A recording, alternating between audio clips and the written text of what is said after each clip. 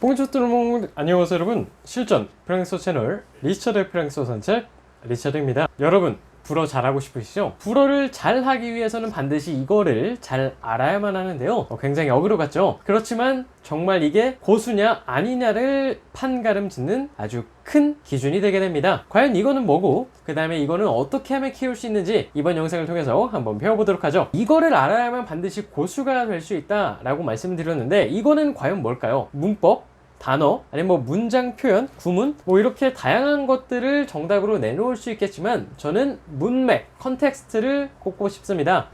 저는 2012년부터 불어를 배우고 가르치면서 항상 듣기의 중요성에 대해서 여러 번 강조해 왔는데요.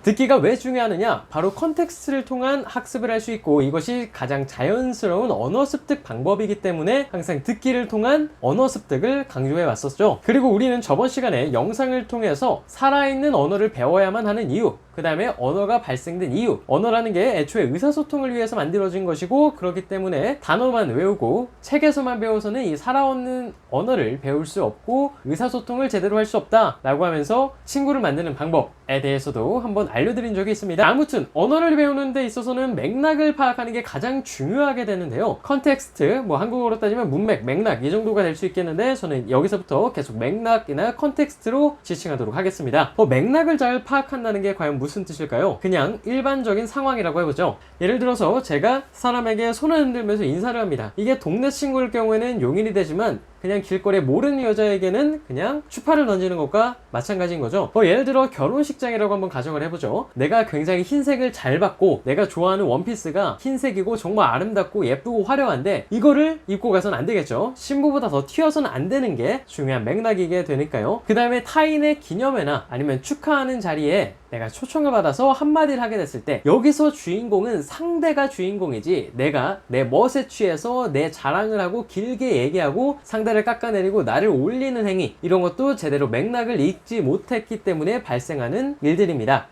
이 맥락이 과연 언어학습에 있어서 왜 중요하냐? 일반적인 상황 말고 언어적인 측면에서 프랑스어로 조금 더 집중해서 이야기를 한번 나눠보도록 하죠.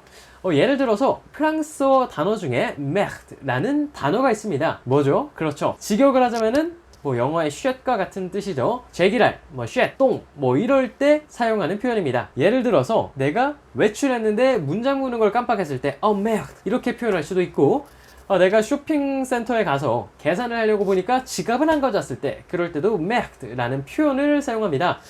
그렇지만 시험을 앞둔 상대에게 merde라고 표현을 해주기도 하는데요, 이럴 때는 이 merde, 이 똥이라는 단어 자체가 상대에게 행운을 빌다 라는 뜻을 나타내기도 합니다. 같은 단어, 같은 표현이지만 문맥에 따라서 의미가 달라질 수가 있게 되는 거죠. 이거를 그냥 한국어와 불어 아니면은 영어와 한국어 이런 것처럼 1대1로 매칭해서 단어를 외우면 안 되는 이유이기도 하고, 우리가 문맥을 통해서 언어를 배워야 하는 이유이기도 합니다. 예를 들어서 그냥 메흐드는 똥, 메흐드는 똥, 애플은 사과, 뽐무는 사과, 옴무는 남자, 이런 식으로 단어를 1대1로 매칭해서는 제대로 된 불어 학습을 할 수 없다는 것이죠. 애초에 언어라는 게 1대1로 매치가 될 수 없을 뿐더러 이렇게 단어를 사전 그대로 외운다고 해서 제대로 문맥에 맞게 사용할 수 없게 됩니다. 심지어 저는 학생들에게 단어의 뜻을 아는 것보다 이 단어가 언제 쓰이는지 쓰임새를 아는 게 훨씬 중요하다고 여러 번 강조하고 또 강조하는데요. 예를 들어서 친친이라는 표현을 예시로 들어보도록 하죠. 이 친친이라는 뜻을 몰라도 술 마실 때 잔을 부딪힐 때 하는구나 라고 이렇게 쓰임새를 알게 되면은 이 단어를 그냥 쓰임새를 알고 내가 이 표현을 쓸 수 있으면 그 단어가, 그 표현이 내게 되는 거죠. 단어를 그냥 A는 B, C는 D 이런 식으로 1대1로 매칭해서 외울 경우에는 그 단어를 제대로 쓸 수 없을 뿐더러 그 단어 가지고 있는 제대로 된 쓰임새와 문맥을 파악할 수 없게 됩니다. 제가 아까 친친을 예로 들어서 설명드렸는데, 같은 건배라고 해도 상황에 따라서 문맥에 따라서 사용할 수 있는 표현이 있고 사용할 수 없는 표현들이 있습니다. 하지만 건배라는 뜻을 그냥 사전적으로 1대1로 매칭해서 외웠을 경우에는 이러한 상황을 파악할 수 없게 되는 거죠. 그렇기 때문에 제가 계속해서 문맥을 통한 언어학습을 강조드리는 겁니다. 그렇다면 우리가 문맥을 통한 언어학습 어떻게 할 수 있을까요? 첫 번째, 프랑스에서 사는 겁니다. 가장 이게 베스트죠. 내가 프랑스 실생활에서 살면서 프랑스인들을 어떻게 말하고 어떻게 표현하고 그 다음에 내가 직접적인 그 상황 속에 들어가서 프랑스인들이 사용할 법한 표현을 하고 아니면 내가 실수도 해가면서 부딪혀가면서 프랑스인 친구를 사귀면서 표현을 익히는 것, 언어를 익히는 게 가장 베스트입니다. 하지만 굉장히 많은 제약들이 따르죠. 언어적, 비용적, 시간적 문제가 따릅니다. 그래서 이게 힘드신 분들을 위한 3가지 대안 방법을 알려드리겠습니다.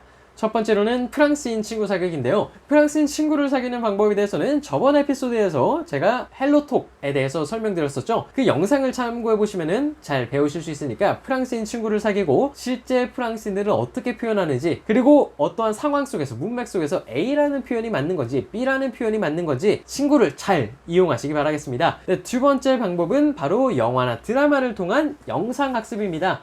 제가 가장 많이 사용했던 방법 중에 하나인데요. 영어에서도 굉장히 많이 사용하죠. 지금은 아주 고전 명작, 영어 회화의 베스트셀러라고 쓰는 프렌즈를 통해서도 저는 굉장히 큰 많은 도움을 받았었습니다.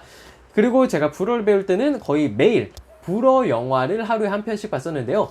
이거를 보면서 직접적으로 프랑스에 가지 않고 직접 경험을 하지 않고 간접 경험을 통해서 이런 상황에서는 이런 표현을 쓰는구나, 이런 표현은 이런 상황에서는 써서는 안 되는 거구나 하면서 간접적으로 우리가 배울 수 있는 거죠. 우리 집구성에서, 우리 방 안에서 프랑스인들을 어떻게 말하고 어떤 상황에서 어떠한 표현을 사용하는지 배울 수 있는 아주 가장 손쉽고 좋은 방법이 프랑스어 드라마 영화 보기입니다.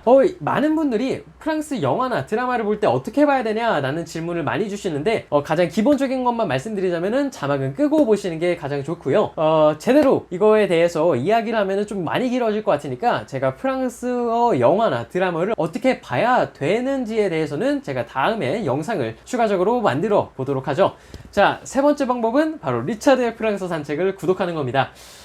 제가 프랑스어를 배우고 프랑스에 살면서 프랑스에서 학교도 다니고 프랑스에서 직장생활도 하고 프랑스에서 통역, 번역 일도 하면서 수많은 학생들에게 프랑스어를 가르치면서 제가 알고 있는 모든 표현과 지식, 노하우, 방법들을 여러분들에게 모두 무료로 엑기스 다 드리니까 정말 리차드 프랑스어 산책만 잘 구독하고 꾸준하게 보셔도 여러분들은 프랑스어 고수까지 정말 문제없이 도달할 수 있을 거라 확신합니다. 항상 여러분들에게 프랑스어적으로 도움을 줄 수 있는 방법들에 대해서 계속해서 생각하고 연구하고 계속해서 영상을 찍고 있으니까 많은 관심과 사랑 부탁드리겠습니다.